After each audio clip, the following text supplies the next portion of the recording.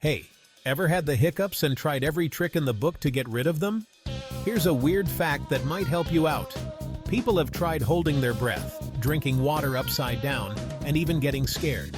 But did you know there's a scientific reason behind these quirky cures? Hiccups are caused by involuntary spasms of the diaphragm. One of the most effective cures is actually getting scared. The sudden shock can reset your diaphragm, stopping the hiccups. So, if you see a friend with the hiccups, it's your duty to jump out and yell, "Boo!" Next time you have the hiccups, just remember, a little scare might do the trick. And if it doesn't, at least you'll have a funny story to tell.